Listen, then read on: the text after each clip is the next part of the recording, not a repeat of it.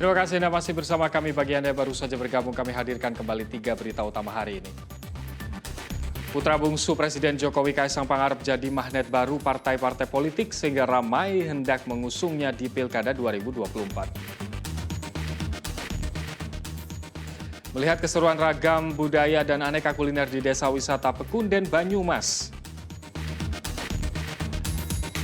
Kami ajak Anda menikmati sop kambing di Klaten yang disajikan unik, bukan dengan mangkuk, tetapi dengan gerabah dilengkapi arang.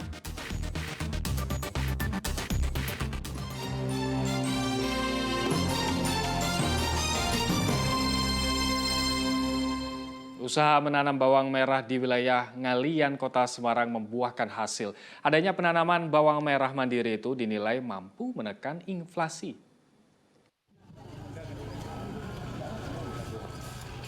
Upaya memenuhi kebutuhan pangan secara mandiri, usaha menanam bawang di wilayah Ngalian, Kota Semarang berbuah manis. Setelah 3 bulan menanam bawang merah, kini warga sekitar sudah bisa memanen hasilnya. Dengan penanaman organik, warga menghasilkan bawang merah jenis Bima dengan kualitas baik. Keberhasilan penanaman bawang merah ini diapresiasi karena jadi upaya menekan inflasi di Kota Semarang. Jadikan percontohan bahwa pertama, bawang merah ini bisa ditanam dan berhasil di Kota Semarang.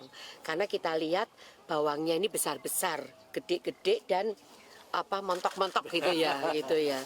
Terus kemudian dan ini kedua organik. Jadi ini nanti kita bisa tularkan minimal di wilayah Kecamatan Ngalian dulu. Sehingga ini juga bisa menjadikan salah satu pengendali inflasi kan. Selain di Kecamatan Ngalian, penanaman bawang merah akan diperluas ke wilayah lainnya di Kota Semarang dengan harapan bisa memenuhi kebutuhan bawang merah secara mandiri, apalagi bila memasuk bawang ke daerah lain. Ali Muftagirin melaporkan dari Kota Semarang.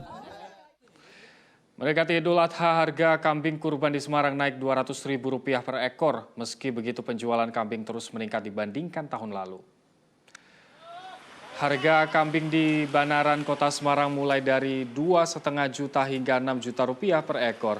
Harganya bergantung pada bobot kambing. Meski harga naik, penjualan kambing tetap meningkat. Setidaknya sudah terjual 30 dari 120 ekor kambing. Selain itu, isu penyakit lato-lato atau LSD pada sapi diduga membuat warga akhirnya memilih kambing sebagai hewan kurban. Pembelian kambing diprediksi terus meningkat seminggu jelang Idul Adha. Pedagang terus menjaga kesehatan kambingnya dengan memberikan makanan ampas tahu dan asupan vitamin. Sekitar 30-an mas yang terjual mas sudahan mas.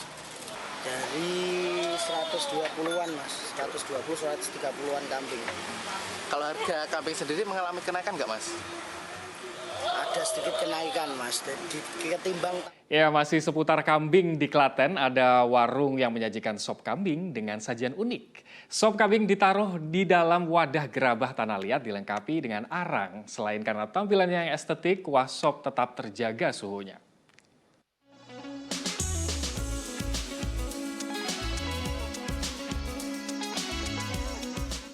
Jika biasanya sop kambing disajikan di mangkuk, di warung makan ini cukup berbeda. Sop kambing disajikan dengan gerabah tanah liat dilengkapi dengan tungku arangnya. Sehingga penikmatnya tak perlu khawatir sop kambing dingin karena akan terus hangat dengan arang yang membara. Selain cara penyajian yang unik, isi dari sop kambing juga menggugah selera. Ada wortel, kentang, serta daging kambing yang empuk. Apalagi saat diolah daging dan tulang kambing dimasak dengan racikan bumbu rempah pilihan.